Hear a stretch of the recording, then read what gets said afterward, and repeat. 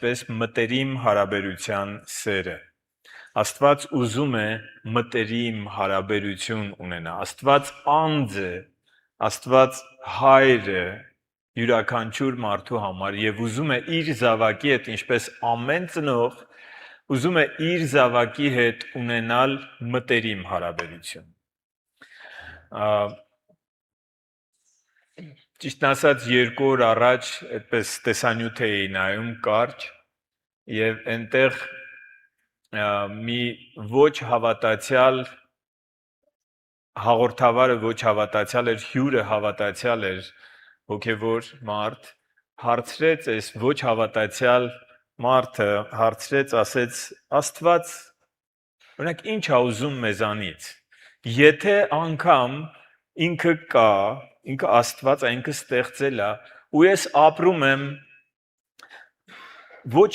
ինչ որ մեկին վնասում եմ, ոչ այսպես մեծ չարիքներ եմ գործում, ոչ մեծ մեղքեր եմ գործում, բարի կյանքով ապրում եմ, օգտակար եմ մարդկությանը, ում կարողանում եմ օգնում եմ, ինչ է ուզում ինձանից, եթե անգամ ես իրան չեմ հավատում, ինչի չի թողում ես, եթե ինքը կա, ինչու եմ ես դրա համար պատժվելու կամ չգիտեմ, ինչու ինքը չի թողում ես առանց իրեն հավատալու ապրեմ, ինչու ինքը չի համաձայնվում դրա հետ։ Եվ ինձ շատ դուր եկավ այդ իմաստուն մարդու պատասխանը, որ ինքը միանգամից բերեց ծնող ու զավակ հարաբերության դաշտը եւ ասեց, օրինակ դու որ երեխա ունենաս,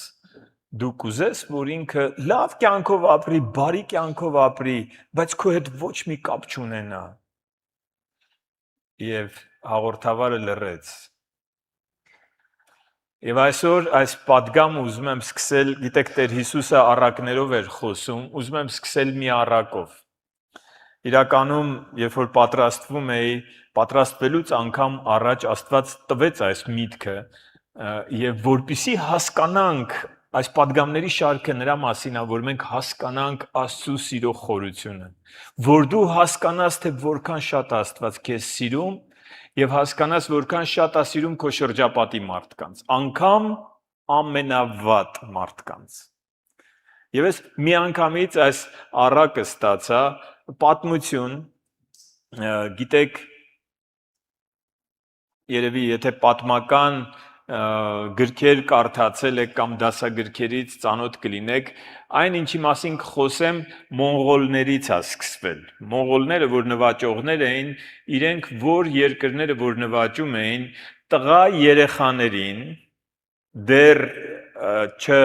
այսինքն հասունացման տարիքին չհասած, որ մտածելակերպը դեռ չի ձևավորվել, մանկահասակ տղաներին վերցնում էին եւ տանում էին իրենց երկիր, հատուկ դպրոցներում, հատուկ միջավայրում, լավ պահելով, դաստիարակում էին, լեզուն էին սովորեցնում, մշակույթն էին սովորեցնում, իրենց մշակույթն էին մոռանալ տալիս եւ դարձնում էին այդ բանակի ամենաուժեղ զինվորները։ Եթե չեք լսել, մոնղոլներից դա սկսվել է, բայց նաեւ արաբներն են դա արել, նաեւ թուրքերն են դա արել, եւ եթե լսել եք այս բառը ենիչերիներ, իրենք հաճախ հենց այդ զորքերն էին, որոնք վերցված էին տվյալ միջավայրից, հետո իրանք գալիս էին այդ միջավայրում անողոք կոտորածներ էին անում։ Եվ պատկերացրեք, որ մի մարդ շատ զավակներ է ունենում, որոնք հետագայում ընկնում են թշնամու ձեռքը եւ թշնամին վերցնում է իրանց, փոխում է իրանց մտածելակերպը, մոռացնել է տալիս իրենց հիշողությունը, հմայում է, մենք գիտենք հոգևոր թշնամին այդ հմայելու ունակությունը ունի, հմայում է եւ մեղքն էլ գիտակցության, այս տրամաբանության վրա ազդում է եւ մեղքի միջոցով ես համ հոգևորն եմ ասում համառակը, որպեսզի հասկանաք ինչի մասին եմ խոսում։ Եվ այն մարդիկ, ովքեր այս ընտանիքից էին, այս ժողովրդից էին, Արդեն իրենց երեխաները, իրենց թոռները այլ մտածելակերպով թշնամական վերաբերմունք ունեն, գալիս են իրենց հարազատ երկրի վրա արշավանքի։ Եվ գիտեք, նույնը մեր օրերում է, նույնը հիմա է կատարվում, որովհետև եթե Աստծո խոսքին լսենք, եթե օրինակ կարդանք Աստվածաշունչը Տեր Հիսուսի խոսքերը Մատթեոս ավետարան 23-րդ գլխում 23-ի 34-ից 38 հատվածը կարդամ, նայեք, երբ որ այդ զորքը գալիս է հիմա պատգամի մեջ էս առակը եւ մեր իրողությունը հոգեվոր խառնվելու է իրար ուշադիր պիտի լինենք, որպեսզի տարանջատենք, բայց պատկերացրեք, երբ որ այդ զորքը գալիս է թագավորի վրա, թագավորը գիտի, որ իր զավակներն են, իր հարազատներն են, ինչպիսին պիտի լինի թագավորի արձագանքը, ինչպիսին պիտի լինի թագավորի արձագանքը, ինչպիսին կլիներ ձեր արձագանքը, եթե ձեր զավակը գար ձեր վրա կռիվ, դու գիտես, որ մեկը փակել է իր միտքը, դու գիտես, որ մեկը անջատել է իր մտածելակերպը, տարել է, չգիտեմ, համոզել է, ինչ արել, բայց քո զավակը գալիս է քո վրա պատերազմի։ Ինչպիսին կլինի քո արձագանքը։ Ես կարծում եմ շատ դժվար է այստեղ։ Շատ դժվար։ Ինքը համ վնասում է մյուսներին, որ գալիս է արշավանքի, ինքը սպանում է։ Ինքը վնասում է։ Մի կողմից ինքը վնասում է քո մյուս զավակներին, մյուս կողմից ինքը քո զավակն է։ Ահա թե ինչպիսի իրավիճակի մեջ է հայտնվել մեր երկնային հայրը։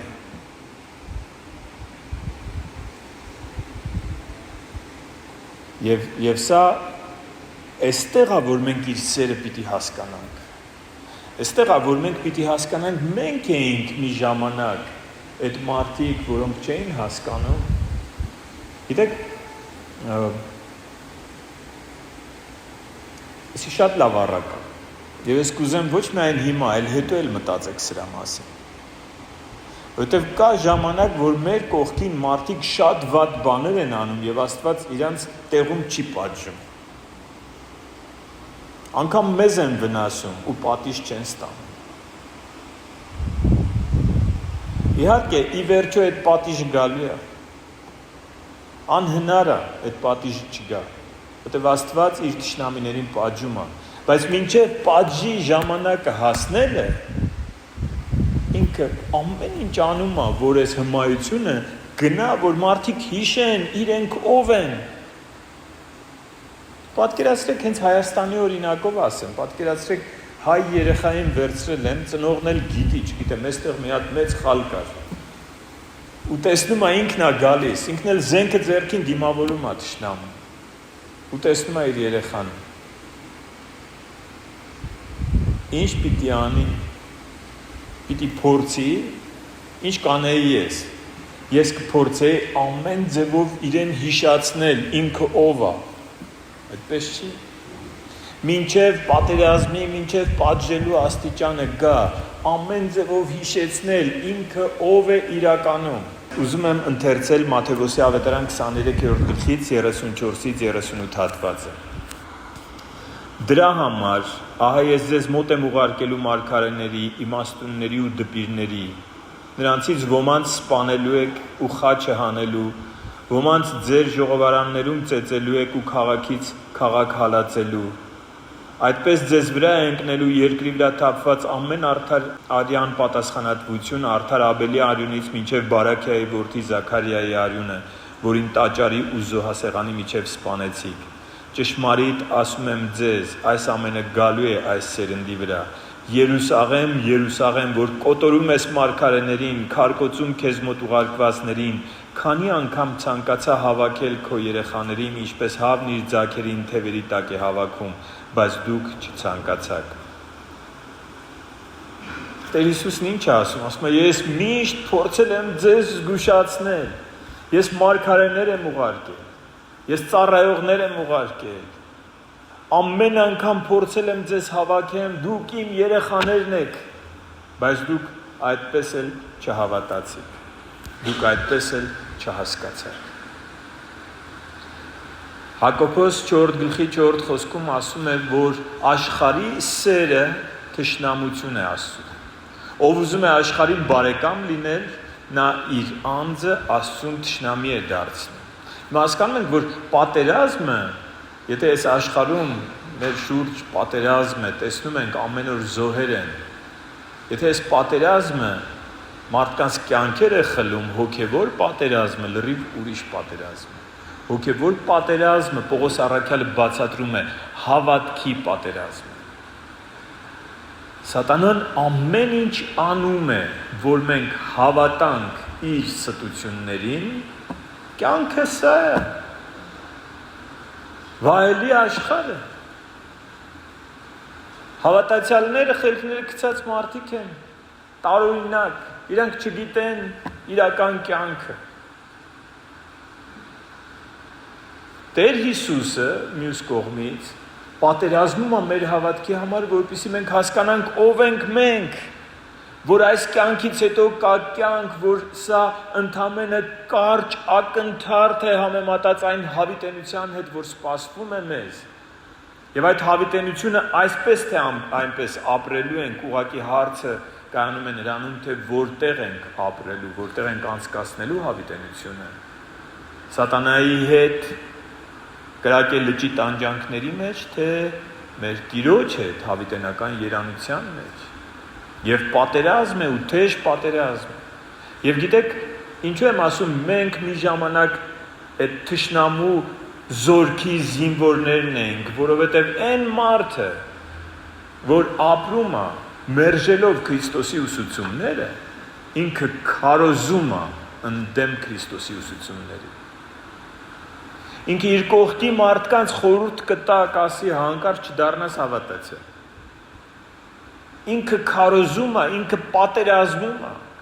Անկամ եկեղեցի եկող այն մարդը, որը աշխարհասիրությունը չի թողել, ինքը քարոզում է, թշնամություն Աստծու դեմ։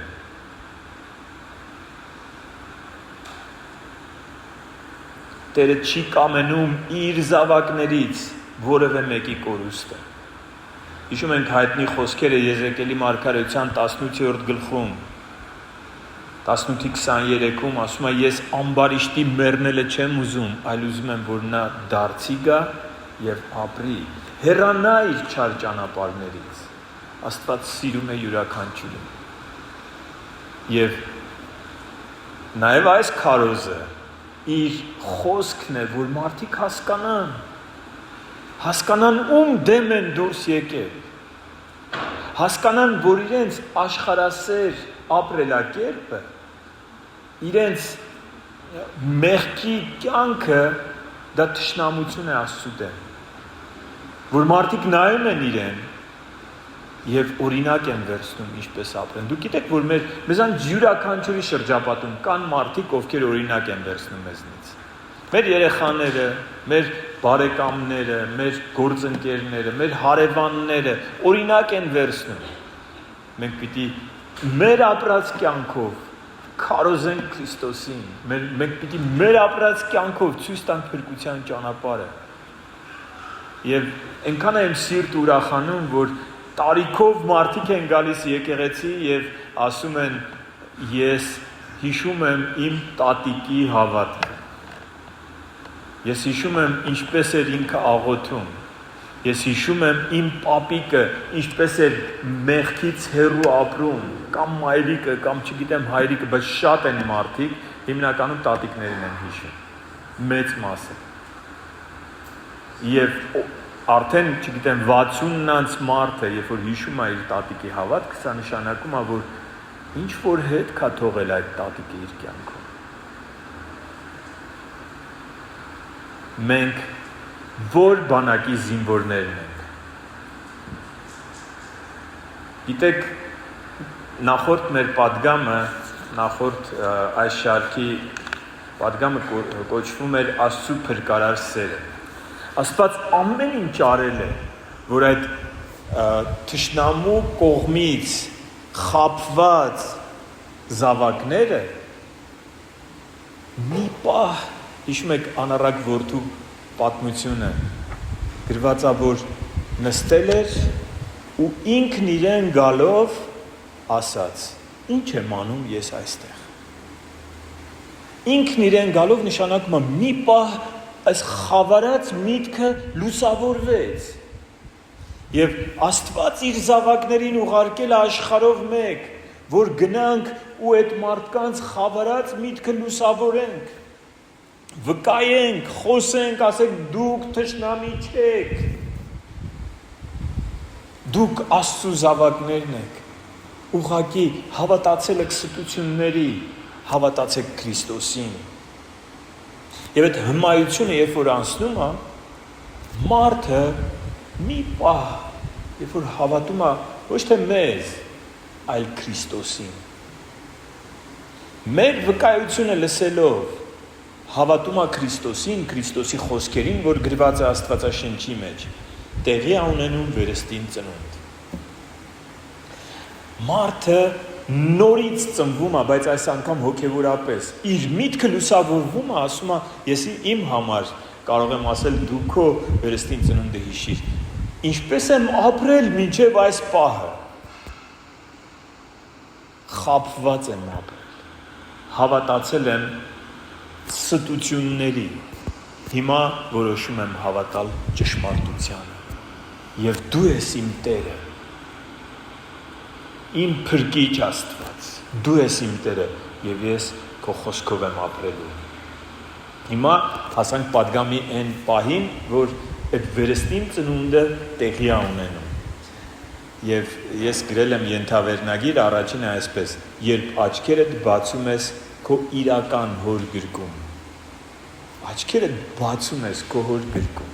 Եկեք կարդանք Հովհաննեսի ավետարան 8-րդ գլխից 31-ից 45 հատվածը, երկար է, բայց ուզում եմ ամբողջը կարդալ, այս լույսի ներքո լրիվ այլ կերպ եք այս հատվածը ընկալելու։ Այդժամ Հիսուսն իրեն հավատացած հրեաներին ասաց, ուշադիր եղեք այս խոսքերին, իրեն հավատացին, և ինքը ասաց, եթե դուք հավատարիմ մնաք իմ խոսքին, իմ ճշմարիտ աշակերտները կլինեք, կճանաչեք ճշմարտությունը, և ճշմարտությունը կազատի ձեզ։ Ի՞նչն է ազատում մարդուն այդ ստություններից։ Տեր Հիսուս Քրիստոսի խոսքերի ճշմարտությունը։ Գիտեք, շատ մարդիկ, երբ որ զրուցում ենք, ասում են, այնքան շատ են եկեղեցիները, ինչ իմանանք, որ նա ճիշտ։ Ես միշտ ասում եմ, Աստվածաշունչ կարդա։ Ես չեմ ասում, այս եկեղեցին է ճիշտ, այն եկեղեցին է ճիշտ, Քրիստոսն է ճիշտ։ Ճշմարտությունը ոչ մի եկեղեցին չի։ Եկեղեցին ճշմարիտ այնքանով, որքանով իր ուսուցումները մոտ են Քրիստոսի ճշմարտությանը։ Ճշմարիտ Քրիստոսն է։ Եվ մենք պիտի իր խոսքերը պահենք մեր ներսում, իր խոսքերին հավատանք և կճանաչենք ճշմարտությունը, և ճշմարտությունը մեզ կազատի այդ չար աշխարհի, այդ հոգևոր աշխարհի ստություններից ու հմայություններից, խաբկանքներից, սխալ մտածելակերպից, որ արմատացրել է մեր մտքերը։ Նրանք պատասխանեցին 33-րդ խոսքը. մենք Աբրահամի որդիներն ենք և երբեք ոչ ոքի չենք ծառայել, դու ինչպես ես ասում, թե ազատ կլինենք։ Ճիշտ և ճիշտ մեր հասարակությունն է։ Մենք քրիստոնյաներն ենք, առաջին քրիստոնյա երկիրը, ինչ ազատության մասին ես խոսում։ Հիսուսը նրանց պատասխանեց. ճշմարիտ, ճշմարիտ ասում եմ ձեզ, ամեն ոք, ով մեղք է գործում, մեղքի ծառա է։ Առաջին քրիստոնյա երկիր, ինչ վիճակում է մեր երկիրը։ Արդեն մեղքը ամոթ չի համարվում։ Ամոթը համարվում արդարության կյանքով ապրելը։ Մեղքը ամոթ չի համարվում։ Շնությունը, խաբեությունը, սուտը, մարդասպանությունը սովորական բաներ են դարձել։ Կաշառքը, բամբասանքը, չարախոսությունը, անիրավ շահը, խարդախությունը, ուր ենք ասել, Տեր Հիսուսն ասում է, նայեք ում եք ծառայում, ոչ թե նայեք քրիստոնյա եք կոչվում, թե ոչ, նայեք ձեր կյանքում մեղքը, ինչ տեղ ունի, Մեղքին պատերազմ եք հայտարարել, թե մեղքի հետ բարեկամություն եք անում։ Մեղքից զզվում եք, թե մեղքը սիրում եք ու թաքցնում։ Նայեք դրան։ Որովհետև եթե մեղք եք գործում, մեղքի ծառա եք, իսկ ծառան ընդմիշտ տանը չի մնում, որդին է ընդմիշտ մնում։ Արդ եթե որդին ձեզ ազատի, ճշմարտապես ազատ կլինեք։ Գիտեմ, որ Աբրահամի որդիներ եք, բայց ուզում եք ինձ սպանել, որովհետև իմ խոսքը ձեր մեջ տեղ չունի։ Ես ասում եմ, այնինչ տեսել եմ իմ հոր մոտ, իսկ դուք անում եք այնինչ տեսել եք ձեր հորից։ Հիշենք մեր առակը։ Տեր Հիսուսը զգուշացնում է, կարծես ինքը գնաց այդ զորքի մեջ մտավ թշնամու զորքի մեջ, իմանալով, որ իրեն կսպանեն, մտավ ու զգուշացրեց, ասեց, լսեք, դուք մեկ հայր ունեք, վերադարձեք ձեր հորը, հավատացեք ինձ, դուք խաբված եք, ձեզ խաբել են, ձեզ հիմա տրամադրել են ճշմարիտ հավատքի դեմ, դուք ձեր կրոնավոր պատկերացումներով, որ ինձ ուզում եք սպանել, ասաց Տեր Հիսուսը, դուք Աստծուն եք դեմ գնում, ձեր հորն եք դեմ գնում, և լսում եք ձեր հորը, ձեր իրական հորը դեմ գնալով, լսում եք ձեր սատանա հորը։ Պատասխանեցին նրան ու ասացին, մեր հայրը Աբրահամն է, Հիսուսն ասաց, եթե Աբրահամի որդիներ լինեիք, Աբրահամի գործերը կկատարեիք, բայց հիմա ուզում եք սպանել ինձ, մի մարդու, որ ճշմարտությունն է ձեզ ասել, և որը ես Աստծուց լսեցի, այդ բանն Աբրահամը չարեց, դուք ձեր հոր գործերն եք կատարում, և նրան ասացին, մենք պոռնկությունից չենք ծնվել, մեկ հայր ունենք, Աստված։ Հիսուսը նրանց ասաց, եթե Աստված ձեր հայրը լիներ, ինձ կսիրեիք, որովհետև ես Աստծուց ելա ու եկա, ես ինքս ինձ չեկա, այլ նա ինձ ուղարկեց։ Եթե Աստծուց ցանկացած մարդ կարա սա իմանա, ինքը Աստծուն հայր է ընդունում, ինքը Աստծու զավակ է, թե ոչ։ Տեր Հիսուսն ասում է, եթե Աստված ձեր հայրը լիներ, դուք ինձ կսիրեիք, իմ խոսքերը կընդունեիք։ Ցանկացած մարդ կարա հենց հիմա ինքը իրեն հարց տա եւ իմանա ինքը Աստծու զավակ է, թե ոչ։ Քրիստոսի խոսքերը, բոլոր խոսքերը քեզ համար ընդունելի են։ Դու հավատում ես, դու պատրաստ ես հնազանդվելու այդ խոսքերին։ Եթե այո, ուրեմն Աստված քո հայրն է։ Եթե ասում ես դե ընդհանուր առմամբ այո, բայց դե էս մեկ ով կարա անի։ Իմացի, որ Քրիստոսին չես ընդունում։ Իսկ մարդ էլ կա, ասում է, ինձ պետք չի իմանալ Քրիստոսն ինչ է ասել։ Ես իրան սիրում եմ, հարգում եմ, բայց չեմ ուզում իմանամ ինքը ինչ է։ Գիտեք ինչի չի ուզում իմանալ։ Որովհետև հարմար չի։ Որովհետև որ իմացավ Քրիստոսն ինչ է ասում, ինքը պիտի փոխվի։ Դրա համար իրան հարմար չի Քրիստոսի խոսքերը իմանալ։ 43-րդ խոսքը։ Դուք իմ խոսքերն ինչու չեք հասկանում, որովհետև չեք կարողանում իմ խոսքերը լսել։ Ձեր ունեցած հայրը սատանան է, և ինչ ձեր հայրը ցանկանում է, այդ եք ուզում կատարել։ Նա սկզբից և այդ մարդասպան էր և ճշմարտության մեջ չմնաց, որովհետև նրա մեջ ճշմարտություն չկա։ Երբ նա ստում է, ինքն իրեն է արտահայտում, որովհետև ստախոս է և կեղծիքի հայր է։ Սակայն ես, որ ճշմարտությունն եմ ասում, ինձ չեք հավատում։ Պատկերացնում եք թշնամու զորքը գալիս է, դրանք բոլորը քո հարազատներն են, և Տեր Հիսուսը գնում է մտնում այդ զորքի մեջ ու սկսում է ասել, դուք սխալ պատերազմի մեջ եք, դուք խաբված եք, հավատացեք ինձ, հավատացեք ճշմարտությանը, և զենքերը վայր կդնեք, և այլևս Աստծու դեմ թշնամություն չեք անի, այլ կանցնեք այս բանակի մեջ, որպեսզի մենք մեր մյուս եղբայրներին ու քույրերին ազատենք։ Ահա սա է Աստծու սերը։ Եվ գիտեք, որ այդ սերը այնքան մեծ է, որ Քրիստոսին այդ թշնամաբար տրամադրված զորքի մեջ ուղարկելուց հետո ինքը սկսեց ուղարկել առաքյալներին, սկսեց ուղարկել աշակերտներին, սկսեց ուղարկել մեզ։ Եվ ասաց չվախենաք, ես ձեզ ուղարկում եմ որպես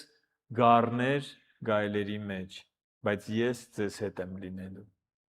Դա չի նշանակում, որ վտանգ չկա, դա նշանակում է, որ ինքը մեզ հետ է, մեր Տերը մեզ հետ է։ դժվար է ազատվել հին մտածելակերպից։ Շատ ամեն մեկս հիշենք մեր պատկերացումները։ Ինձ մոտ շատ դժվար է եղել։ Ես երևի մի 3 տարի պայքարել եմ դրա դեմ, որովհետև անգամ ավելի շատ, որովհետև ես գիտեի, որ սա է ճշմարիտ կյանքը։ Բայց այսպես ասած չէի կոտրվում։ Ես գիտեի, ես հիշում եմ հիմա։ Բայց դժվար էր։ Եվ մենք հիմա պիտի հասկանանք մեր շրջապատի մարդկանց, որոնց դժվար է։ Դժվար է Տեր Հիսուսի խոսքերը լսել, երբ ողջ կյանքդ քեզ հակառակն են սովորացրել։ Դժվար է,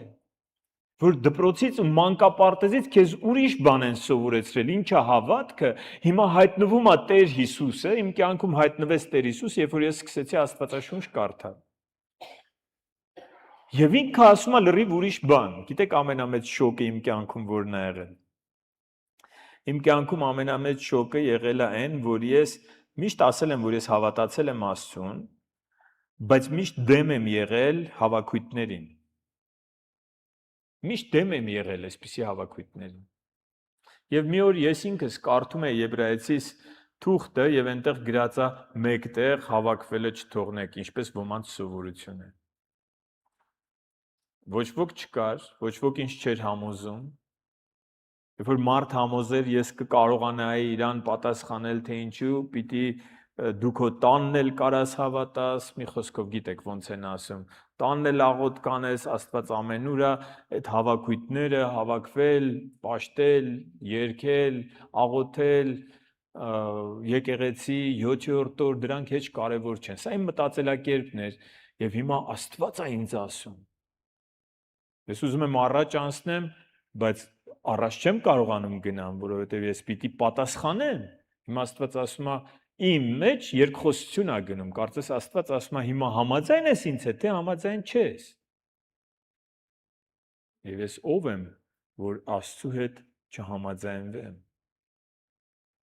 Եվ ես իմ զենքերը վայր դրեցի։ Եվ կարծես լուսավորվեց իմ միտքը։ Բայց գիտեք ինչա գրած 2 Կորինթացիս 3-րդ գլխում, 2 Կորինթացիս 3-րդ գլուխ 14-ից 18 ընթերցենք։ Բայց նրանց միտքը կուրացավ, որովհետև մինչև այսօր 5 կտակարանի ընթերցումի վրա այդ քողը մնում է, որովհետև Քրիստոսի միջոցով է վերանալու։ Մինչև այսօր, երբ Մովսեսի գիրքն են կարդում, հրյաների մասին է խոսքը, նրանց սրտերի վրա նույն քողն ընկած է։ Ինձ այսպես առիթ է հանդիսացել խոսելու մի բավականին խելացի հրեայի հետ, եւ իրեն ուղակի իրեն գիտեք 5 կտակարանը ընդունում են, բացեցի եւ Եսայա մարգարեություն 53-րդ գլուխը մանրամասն նկարագրում է Քրիստոսի խաչելությունից 700-ից 750 տարի առաջ նկարագրվում է Եսայան նկարագրում է Քրիստոսի խաչելությունը ամենայն մանրամասնություններով։ Եվ գիտեք իրանք կարդում են դա։ Բայց քող կա։ Կուրացրել է սատանան։ Կուրացրել է, որ այդ լույսը չծագի իրանց վրա։ Նայեք, բայց երբ դեպի Տերը դառնան, 16-րդ խոսքն է, այդ քողը կվերցվի։ Տերը հոգին է, որտեղ Տիրոջ հոգին է, այնտեղ է ազատությունը։ Սակայն մենք բոլորս բաց երեսով Տիրոջ փառքը, ինչպես հայելու մեջ տեսնում ենք, եւ նույն պատկերով կերպարանափոխվում ենք փառքի մի աստիճանից դեպի մյուսը, առաջնորդվելով Տիրոջ կողմից, որ հոգին է, բայց մենք այդ քողը չունենք, մենք կարդում ենք, մենք տեսնում ենք։ Իսկ մարդիկ անգամ ովքեր որ դեռ չեն դարձել դեպի Տիրոջը, իրանց աչքերին այդ քողն է, իրանք կարդում են ու չեն հասկանում։ Երբ մենք բացում ենք մեր աչքերը մեր երկնային հոր գրկում, առաջին բանը, որ ինքը ասում է ճանաչիր ինձ, ճանաչիր ինձ։ Հիմա քայլ առ քայլ պիտի քեզ վերականգնեմ։ Տեսել եք նաև այսպիսի պատմություններ կա, որ մարդիկ օրինակ երեխան ջունգլիներում Մաուգլիի պես կորում է եւ ասենք 10 տարի հետո իրան գտնում են։ Այդպիսի իրական դեպքեր կան։ Ինքը խոսել չգիտի։ Դա մարդ չի եղել, ապրել է, խոսել չգիտի, հաղորդակցվել չգիտի, ոչինչ չգիտի։ Եվ Աստված վերցնում է վերստին ծնված իր զավակին եւ սկսում է հոգ տանել։ Երկրորդ ենթավերնագիրս այսպիսին է՝ հոգատարություն եւ խնամք։ Հռոմեացիս 5-րդ գլուխ 5-ից 11 խոսքերը 5-ից կարդամ,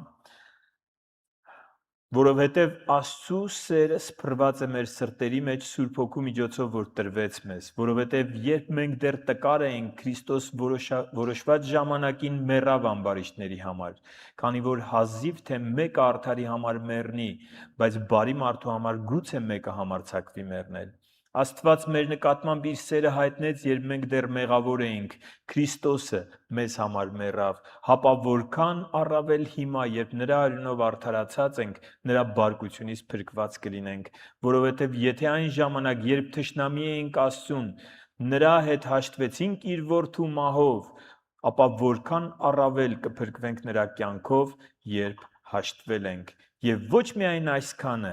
այլ նաև Աստծով ենք պարծենում մեր Տեր Հիսուս Քրիստոսի միջոցով, որով հիմա հաշտություն ընդունեցինք։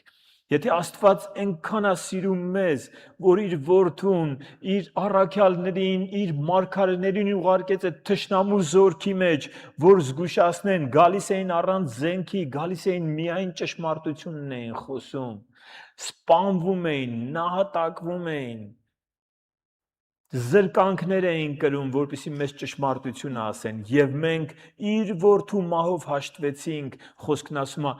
բա էլ որքան առավել հիմա որ հաշտվել եք, Աստված հոգ կտանի ձեզ համար։ Աստված հոգատար հայր է։ Նա վերցնում է թշնամիներին ու դարձնում իր ընտանիքի անդամը, դարձնում է իր զավակը։ Մենք ունենք համբերատար ու երկայնամիտ հայր, որ գիտի մեր տկարությունները, գիտի, որ այդ անցյալի այդ ներարկած մտածելակերպը միանգամից չի անցնում, գիտի ու համբերում է մեզ, որքան մեծ է մեր հայրը, որքան համբերատար է ինքը, գիտի ու հասկանում է մեր կյանքի վերքերն ու իրավիճակները եւ անհատապես հոգատանում յուրաքանչյուրի համար։ Երբ որ ես մտածում եմ Աստված, արդեն ես իմ ապաշխարության շուտով կլրանա 25-րդ տարին, մեկ ամսից մի քիչ ավել, մնաց մինչև 25-րդ տարին լրանա եւ այս 25 տարիների մեջ Աստված ինչքան է ինձ համբերել, քանի անգամ է նույն բանը սովորացրել, ինքը գիտի մեր մարդկային տկար բնույթը եւ անհատապես է հոգ տանում։ Եվ գիտեք, այդ հոգ տանելը նաև եկեղեցին է օգտագործում։ Միայն հայրը իր հայրական խրատը չի, ինքը մեր շուրջ դրել է մարդիկ, որ օգնեն մեզ։ Եփեսացիս էլի մի երկար հատված կարդամ։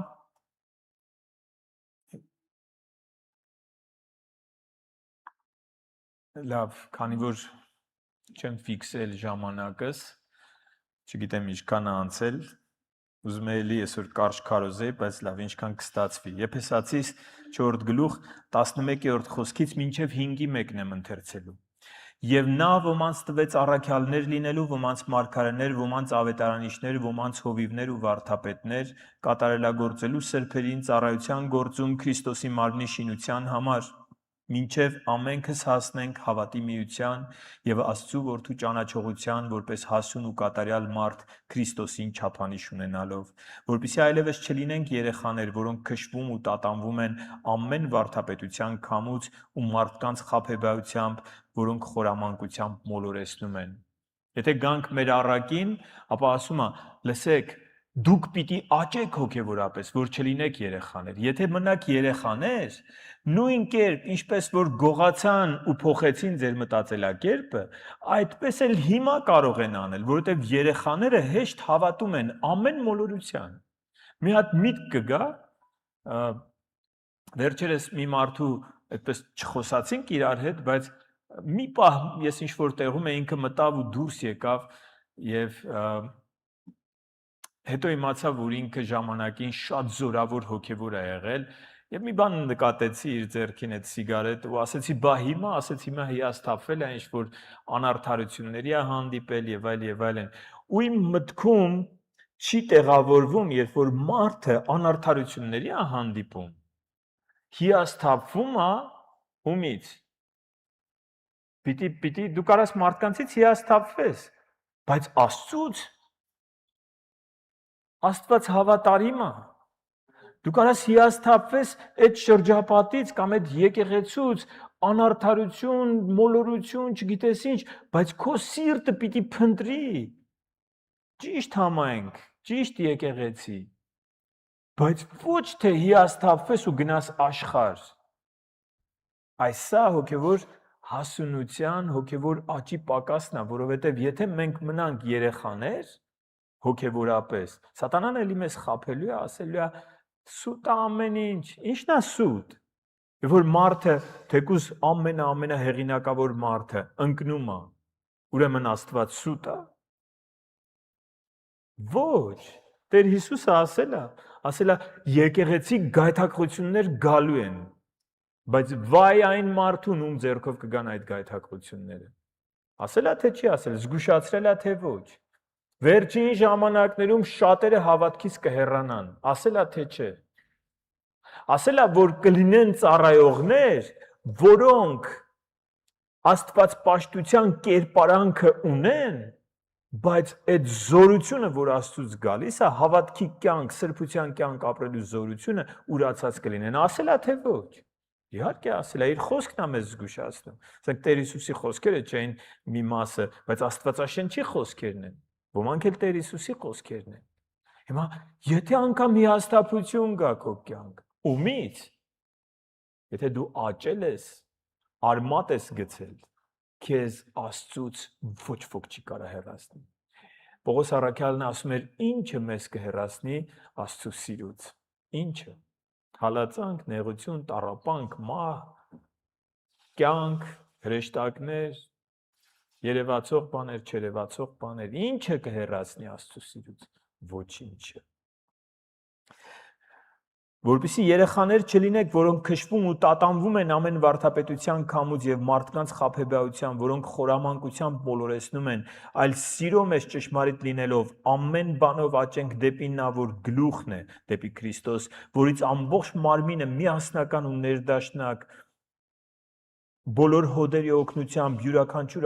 անդամի ներգործության չափով աճում է ինքն իրեն սիրո մեջ հաստատելու համար։ Արդ Տիրոջով սա եմ ասում ու վկայում, որ դուք այլևս չընթանաք ինչպես հեթանոսները իրենց մտքի ունայնությամբ։ Նրանք խավար մտքով են ու Աստծու կյանքից օտարացած, այն տգիտության պատճառով, որ նրանց մեջ է իրենց սրտերի կուրության պատճառով, որ անզգայացած, ագահորեն իրենց անձն անառակության մատնեցին պղծության բոլոր գործերի մեջ, բայց դուք Քրիստոսի կողմից այդպես չուսուցանվեցիք, որովհետև դուք լսեցիք նրա մասին եւ նրանով սովորեցիք այն ճշմարտությունը, որ Հիսուսի մեջ է։ Հանեք ձեր վրայից հին ընթացք ունեցող մարդուն, որ ապականված է խաբուսիկ ցանկություններով։ Հանեք ձեր վրայից այդ մոնղոլներին ես շատ եմ սիրում, հանկարծ մեկը չմտածի, գիտեք ինչ եմ շատ սիրում, որովհետև երբ որ Կորեայում էի, այդպես կոնֆերանս էր այնտեղ, երկու հարկանի բանակային այդպիսի մահճակալների պես մահճակալներ էին, ես երկրորդ հարկում էի, իմ կողքի երկրորդ հարկում քնում էր Մոնղոլիայից մի եպիսկոպոս, ու ինքը պատմեց իրենց ծառայությունները, եւ ես զարմացած եմ, որովհետև շատ նվիրյալ եւ Քրիստոսի համար կյանք դնող ծառայություն են անում եւ ինձ համար զարմանալի էր, որ եթե հաշվենք բնակչության թվով, այսինքն ինչքան բնակչություն ունեն եւ որքան մասն են ուղարկում, ինչքան մարդ են ուղարկում միսիոներալ երկրներ, Մոնղոլիան աշխարհում երրորդ երկիրն է։ Երրորդ երկիրը իր բնակչության համեմատ, թե որքան միսիոներ է ուղարկում այլ երկրներ։ Եվ մի գաղտնիք ասեմ ձեզ, այնպիսի երկիր, ինչպիսին Հյուսիսային Կորեան է։ Եվ այնտեղ, երբ որ բացահայտվում է միսիոները, անմիջապես գնդակահարում են։ Եվ ինքը ցույց տվեց իր եպիսկոպոսի թաղումը, որ գնացել էր այնտեղ եւ նահատակվել էր։ Այնպես որ մողոլներից որ խոսում եմ, չմտածեք ազգի դեմ եմ խոսում, մեր օրինակի դեմ եմ խոսում, այդ թշնամու հանդերձները պիտի հանենք մեր վրայից։ Հանեք ձեր վրայից հին ընթացք ունեցող մարդուն, որ ապականված է խաբուսիկ ցանկություններով։ Եվ ձեր մտքով ու հոգով նորոգվեք ու նոր մարդուն հագեք, որ Աստծո պատկերի համաձայն է ստեղծված, ճշմարտությամբ, սրբությամբ, որ արդարությունից է։ Արդ սուտը դեն նետելով թող յուրաքանչյուր ոք ճշմարտությունը խոսի իր ընկերոջ հետ, քանի որ միմյանց անդամներ եք։ Եթե բարկանաք, մի մեղանչեք, թող արեգակը ձեր բարկության վրա մայր չմտնի, եւ սատանային առիթ մի տվեք, դուք ազատվել եք սատանայի իշխանությունից։ Սատանային առիթ մի տվեք կրկին ձեր կյանքում իշխանություն ունենալու։ Նա ով գողանում էր, հիմա տեսնում ենք ինչպես ենք առիթ տալիս։ Նա ով գողանում էր, թող այլևս չգողանա։ Ավելին, թող աշխատի իր ձեռքերով բարիք գործելով, որպիսի կարիքավորին տալու բան ունենա։ Ձեր բերանից թող ոչ մի վատ խոսք դուրս չգա։ Սատանային առիթ մի տվեք։ Այստեղից վատ խոսք դուրս չգա։ Միայն այն, որ բարի է, հավատի շինության համար պիտանի, որպիսի շնորհ տա լսողներին։ Եվ մի տրտմեցրեք Աստծո Սուրբ Հոգուն, որով կնքվեցիք փրկության օրվա համար։ Ամեն դառնություն, բարկություն, սրտմտություն, աղաղակ, հայհոյություն թող վերանա ձեզանից ամբողջ չարությամբ հանդերձ։ Միմյանց հետ քաղցր եղեք, գթած, միմյանց ներելով, ինչպես որ Աստված էլ Քրիստոսի միջոցով ձեզ ներեց։ Արդ Աստծուն նմանվեք, որպես սիրելի որդիներ։ Հիշենք մեր առակը։ Հավատացիք, փոխեք ձեր հանդերձները, հանեք այդ կեռ թրերը, իրար թրատելու այդ թրերը հանեք, ներեք իրար, զենքերը դրեք մի կողմ, դուք եղբայրներ եք, մի կռվեք, ագրեսիվ մի եղեք իրար հանդեպ, ներող, գթած, ինչպես Քրիստոս ձեզ ներեց, նմանվեք Աստծուն որպես սիրելի որդիներ, դուք նրա սիրելի որդիներն եք, կարծես անընդհատ Աստծո խոսքը աղաղակում է, բղավում է, չգիտեմ, բարձրախոսով խոսում է մեր ականջներին, դուք այս աշխարհի չափանիշներով չպիտի ապրեք, դուք Աստծունն եք, հավատացեք Քրիստոսին, հավատացեք նրա ճշմարտությանը։ Աստված ամեն բան հոգացել է, որ մենք այդ հին մտածելակերպից ազատվենք։ Եվ վերջին բաժինը, Աստված ուզում է խորացնել քեզ հետ իր մտերմությունը։ Երբ որ մենք բացում ենք մեր աչքերը, այսպես ապաշխարելուց հետո, վերստին ծննդից հետո, բացում ենք մեր աչքերը, Աստծո գրկում, այդ պատկերացրեք, հենց օրինակի վրա ասեմ։ Մեկ էլ ինչ որ մեկը հավատում է, փախնում է այդ բանակից, գնում է թագավորի մոտ, թագավորը ասում է դու իմ զավակն ես։ Որդին հիշում է։ Գիտեք, օրինակ ես հիշում եմ, երբեմն բաներ եմ հիշում, որ շատ փոքր եմ եղել։ Եվ անգամ, չգիտեմ, մենք Ղափանում ենք ապրել, որ թվականն է եղել, որ Ղափանում ենք ապրել։ 80, այսինքն 5 տարեկան եմ եղել, մանրամասներ եմ հիշում։ Հիշում եմ գետը, հիշում եմ մեր տունը, հիշում եմ խանութը, հիշում եմ խաղալը երեխաների հետ, մանրամասներ եմ հիշում։ Եվ դրանից հայրս երկրաբան է եղել, տարբեր տեղեր են գնացել, տարբեր տեղեր են ապրել, ու sense դրվագ հիշում եմ։ Պատկերացրեք, այդ երեխան հանկարծ հիշում է։ Այդ մենք ենք, որ հասկանում ենք, որ մենք խաբված ենք ապրել մեր կյանքը։ Եվ Աստված գիտեք ինչ է ասում, երբ որ մարդը հիշում, Աստված ասում է դու դեռ ամբողջովին ինձ չես ճանաչում։ Լավ է, մի դրվագ հիշեցիր, լավ է, որ դու իմ զավակն ես, լավ է, որ վերստին ծնունդը ապրեցիր, բայց հիմա ժամանակն է, որ դու ինձ ճանաչես։ ճանաչես ինչ եմ ես սիրում, ինչ ես չեմ սիրում։ Չէ՞ որ մենք ընտանիք ենք։ Գիտեք, որ ընտանիքի մեջ դուք պիտի հարմարվեք իրար։ Հա, որ նոր ամուսնանում եք։ Շուտով իմ աղջիկն է ամուսնանալու։ Այստեղ մարդիկ կան, որ ինչքան անցավ ձեր ամուսնությունից։ 2 ամիս։ Հարմարվում եք իրար, ճանաչում եք իրար, լրիվ ուրիշ է այն ժամանակ։ Լրիվ ուրիշ է նույն տան մեջ։ Եվ հայրը, որ քեզ ընդունում է, որդեգրում է, ասում է հիմա դու պիտի ճանաչես ինձ։ Հիմա հպարտություն կա խոնարհություն։ Ընտանիքում էլ կա։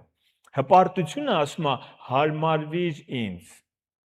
Խոնարհությունը ասում է ինչ անեմ, որ հարմարվեմ իրան։ Հա։ Հիմա մենք Աստծու հանդեպ,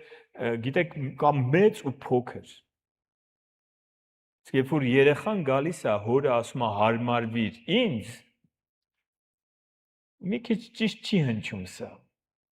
Որ հայրն է ասում հարմարվիր ինձ, սա շատ նորմալ է։ Բայց խոնարհությունը միշտ հիմա ինչ եք ասում, ինչ ասում մեր մեջ, երբ որ մենք պիտի Աստծուն հարմարվենք, թե Աստված մեզ պիտի հարմարվի։ Եթե չեք կարդացել այս խոսքերը, հիշեցնեմ ձեզ, Աստված նույնն է երեք, այսօր եւ հավիտյան, նա կատարյալ է եւ փոփոխության կարիք չունի։ Գրված է նրա մեջ փոփոխության նշույլ չկա։ Ինքը կատարյալ է, ով պիտի փոխվի, ով պիտի հարմարվի։ Մենք պիտի հարմարվենք եւ դրա համար Աստված ասում է ճանաչիր ինձ։ Եկեք կարդանք Երեմիայի մարգարեության 9-րդ գլխից մի հատված։ Երեմիա 9-րդ գլուխ 23-24 խոսքերը։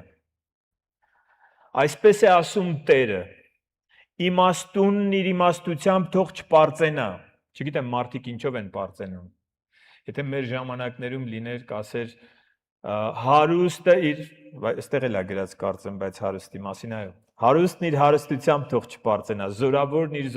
զորությամբ չպարծենա։ Լավ մեքենա վարողը իր մեքենայով չպարծենա, լավ կրթություն ունեցողը իր կրթությամբ չպարծենա։ Չգիտեմ, ինչ կա այս աշխարհում, որ մարդիկ պարծենում են, ճարտար լեզու ունեցողը իր ճարտար լեզվով թող չպարծենա։ Այլ պարծեցողը թող պարծենա նրանով, որ հասկանում եւ ճանաչում է ինձ։ Մենք լսում ենք իր խոսքը։ Այս կյանքի ամենամեծ նվաճումը, որ մենք կարող ենք ունենալ, դա նա է, որ մենք հասկանում ու ճանաչում ենք Աստծուն։ Այլ պարծեցողը թող պարծենա նրանով, որ հասկանում եւ ճանաչում է ինձ, որ ես եմ Տերը, որ երկրի վրա ողորմություն, իրավունք եւ արդարություն եմ անում, որ սրանք հաճելի են ինձ։ Այլ կերպ ասած, Աստված ասում է հիմա ժամանակն է, սիրելի հավատացյալ, քո ամրությունը, քո հոգեվոր աճը, այդ թշնամու բանակից ազատվելուց հետո այս բանակի մեջ հաստատվելը կախված է նրանից, որ դու ամեն օր ավելի ու ավելի ճանաչես ինձ։ Սա է միակ կարևոր բանը այս կյանքում։ Մնացածն էլ կարևոր է, բայց որպեսզի դու ճիշտ բանակի մեջ մնաս, որպեսզի չարը էլի քեզ չխաբի ու հետ չտանի, դու հիմա պիտի ճանաչես ինչպիսին է Աստված։ Եվս մեկ հատված Երեմիայի մարգարեության 29-րդ գլխից 29-ի 13-14-ի սկիզբը կարդանք։ Դուք կփնտրեք ինձ եւ կգտնեք, երբ ձեր ամբողջ սրտով որոնեք ինձ, եւ ես կգտնվեմ ձեզ համար։ Դուք կփնտրեք ու կգտնեք, ու ես կգտնվեմ ձեզ համար, ասում է Աստված։ Սաղմոս 27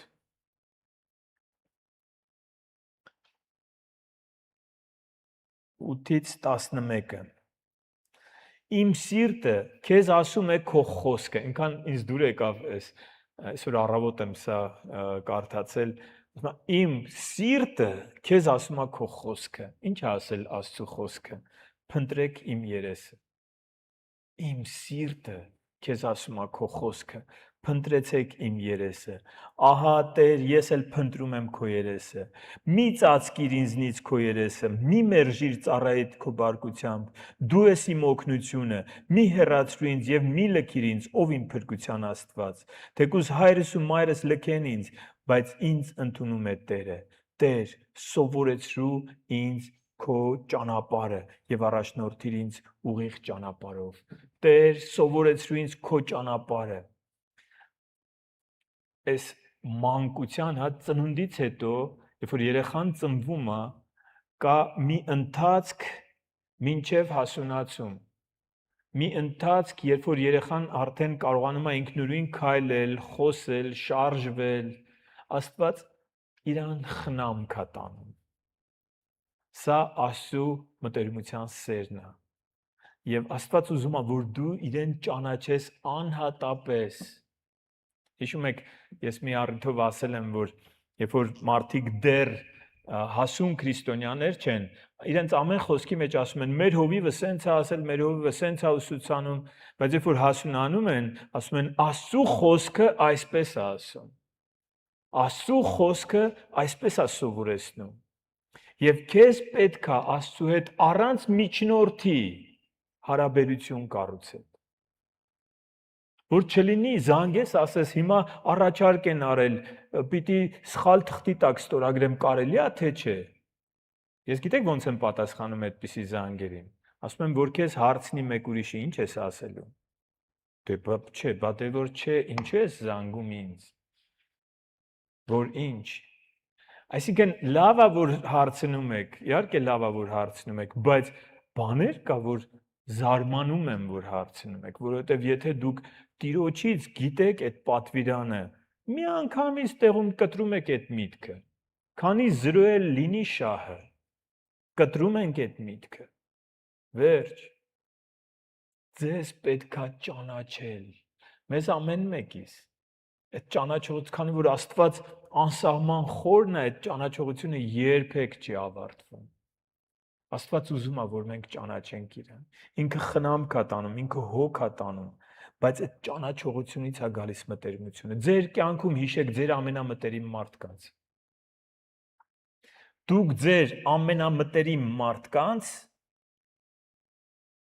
ճաշակը գիտեք, նախասիրությունները գիտեք, գիտեք ինչ է իրենց դուր գալիս, ինչ իրենց դուր չի գալիս,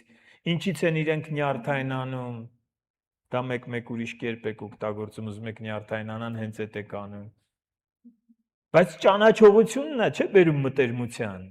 Աստված ասում է, ես ուզում եմ դու ինձ ճանաչես։ Տեր Հիսուսի խոսքերը կա Հովհաննեսի ավետարանում ասում է, սա է հավիտենական կյանքը, որ ճանաչեն քեզ, միակ ճշմարիտ Աստված։ Արդյոք մենք նվիրվել ենք նրան ճանաչելուն, նրա կամքը ճանաչելուն։ Արդյոք մենք այս խաբված իրավիճակից, որ ազատվում ենք, նվիրվում ենք Աստծուն ճանաչելուն։ Ինչպես պիտի ճանաչենք Աստծուն։ Որտեղ իր խոսքի մեջ մենք ունենք մի հրաշք, որի անունն է Աստվածաշունչ։ Եվ մենք կարող ենք Աստվածաշնչի մեջ ճանաչել մեր Աստծուն։ Եվ որքան ճանաչենք, այնքան մտերմանալու ենք։ Որքան ճանաչենք, այնքան հասկանալու ենք, որ գիտեք, մարդը կարա անգամ այստեղից շատ լավ քարոզ տա, լսես զարմանաս, բայց մտերմությունը դրանից չի գալիս։ Մտերմությունը գալիս է այն ժամանակ, երբ որ մարդը կարում է, հիշում եք խաբուսիկ ցանկությունները, ես այսպես եմ ուզում, Աստված այդպես չի ուզում։ Քանի դեռ հովիվն է քեզ ստիպում, որ դու Աստվածապաշտ կյանք ապրես, դու դեռ այդ 1-ից 3 տարեկանի մեջ ես։ Քանի դեռ քո ծնողն է քեզ ասում ես, սխալ է մի արա, դու դեռ հոգևորապես երեխա ես։ Հենց դու Աստծուն հարգելով, մեր հաջորդ պատգամը սրա մասին է, արդեն հասուն ժամանակների մասին է, հենց դու Աստծուն ճանաչելով քո կյանքից կհեռացնես այն ինչ, որ իրան հաճելի չի, ոչ թե հովիվը վերահսկի, կամ ծնողը վերահսկի, կամ ամուսինը, կամ կինը վերահսկի, որ դու դա չանես, այլ դու իրեն ճանաչելով, դու քայլ ես անում դեպի հոգևոր հասունություն։ Այդտեղ է սկսում հոգևոր հասունությունը։ Գիտեք, Հակոբոս առաքյալն էր խոսում թշնամության մասին։ Հիշում եք, աշխարհի սերը թշնամությունն է Աստծու դեմ։ Հիմա նույն Հակոբոս առաքյալը Հակոբոս 4 գլխում, այդ նույն գլուխն է դա 7-ից 10 խոսքերը, ասում է հնազանդվեք Աստծուն, հակառակ կանգնեք սատանային եւ նա ձեզանից կփախչի։ Մոտեցեք Աստծուն եւ նա կմոտենա ձեզ։ Մեղավորներ մաքրեք ձեր ձեռքերը, երկմտողներ մաքրեք ձեր սրտերը, տառապեք, սքացեք, լացեք, ձեր ծիծաղը թող սուքի վերածվի, ձեր ուրախությունը տրտմության, խոնարհվեք Տիրոջ առաջ եւ նա կբարձրացնի ձեզ։ Ինչ ուրախություն, երբ որ քո կյանքում կա մի բան, որ քո Աստծուն քո հորը հաճելի չի։ Ինչ ուրախություն։ Ուրախության ժամանակը կգա։ Ուրախության ժամանակը այն ժամանակը, երբ որ դու կկանգնես ու կասես. ես իմ երկնային հորը այնքան եմ սիրում, որ իմ շատ սիրած այս մեղքը, այս վատ սովորությունը հանում եմ իմ կյանքից։ Կգա ուրախության ու ցնծության ժամանակը, կգա մտերմության, հարաբերության սերը։ Ուզում ես այս սերը։ Աստված այսօր մեզ առաջարկում է մտերմության սերը, որ գա մեր սրտերի մեջ։ Ուզում ես։ Եկեք կանգնենք աղոթքի։ Շնորհակալ ենք Տեր, մեր փառավոր ու սքանչելի Աստված։ Շնորհակալ ենք քեզնից, քո սիրո համար, շնորհակալ ենք մեր մտքերը լուսավորելու համար։ Այո, քո խոսքն է ասում, որ թշնամին կուրացնում է։ Սատանան կուրացնում է մարդկանց սրտերը, որ չտեսնեն ճշմարտությունը եւ շարունակեն ապրել Աստծուն թշնամաբար տրամադրված աշխարհի հաճույքների ու մեղքերի մեջ, աշխարհի սկզբունքների ու արժեհամակարգի մեջ։ Բայց Քրիստոսի ավետարանը, Քրիստոսի բարի լուրը լուսավորում է մեր սրտերը, մեր միտքը։ Եվ այսօր մեր աղոթքն է, Տեր, որ այդ լուսավորությունը տարածվի մեր կյանքերում, մեր սիրելիների, մեր շրջապատի մարդկանց մեջ, որ ոչ միայն ապաշխարեն,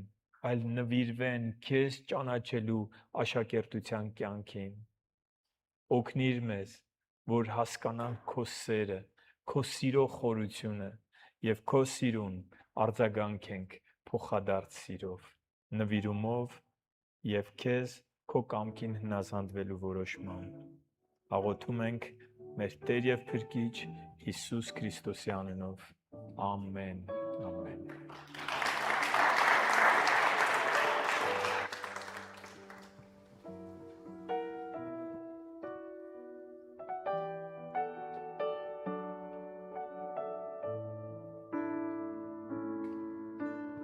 Երբ կորացե եկար և գտար ինձ, երբ վիրավոր էի, խնամեցիր, երբ կոտրված էի, դու իմ բժիշկն էիր, դու կյանք ես տվել ինձ,